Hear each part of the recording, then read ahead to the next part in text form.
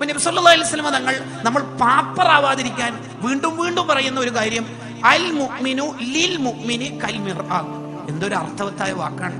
ഒരു മുഅ്മിൻ മറ്റൊരു മുഅ്മിന് കണ്ണാടി പോലെയാണ്. എന്താണ് ആ പറഞ്ഞതിന്റെ അർത്ഥം?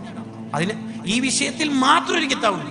അൽ മുഅ്മിനു ലിൽ മുഅ്മിനി കൽ മിർആത്ത് എന്ന ഹദീസ് വിശദീകരിക്കാൻ വേണ്ടി മാത്രം ഒരു കിതാബ്.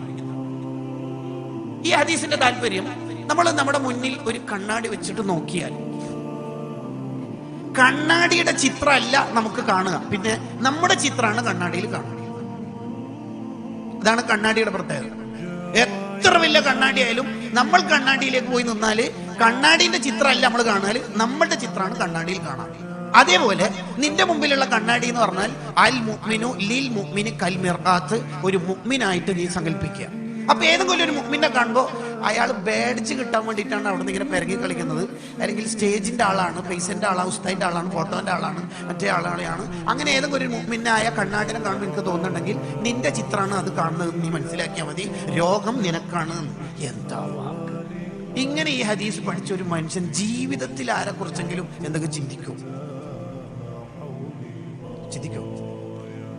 ഇത് വിശദീകരിച്ചുകൊണ്ട് ഒരു കിതാബുണ്ട്.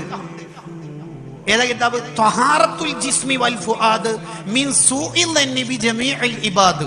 കിതാബിന്റെ മുസന്നിഫ് ഇമാം അബ്ദുൽ വഹാബ് ഷഅറാനി റളിയല്ലാഹു അൻഹു. ഷഅറാനി ഇമാം പറയാ, ഒരൊറ്റ തെറ്റിദ്ധാരണ മതി ജീവിതത്തിൽ. ഒരാളെ കുറിച്ച് നമ്മൾ ഒരു വട്ടം മോശം ചിന്തിച്ചാൽ മതി, ആഖിറത്തിൽ പാപ്പറാവാൻ അത് മതി. ഇതൊക്കെ നമ്മൾ നിർത്തുക, മതിയാക്കുക. മതി, കുറേ ആയില്ലേ എണ്ണയിൽ പിറങ്ങിയിട്ട് ജീവിക്കുന്നത്, മതി മതി.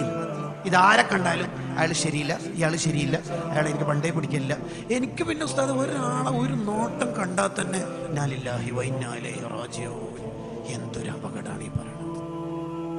അതിൽ വേറൊരു അപകടം കിടക്കുന്നുണ്ട്. ഹലക്കന്നാസ്, ജനങ്ങളൊക്കെ ശരിയില്ല എന്നും ഞാൻ ശരിയുണ്ട് എന്ന് പറയുമ്പോൾ അയാളാണ് നിശ്ചിതമെന്ന് സയ്യിദുനാ റസൂലുള്ളാഹി സ്വല്ലല്ലാഹു അലൈഹി വസല്ലം.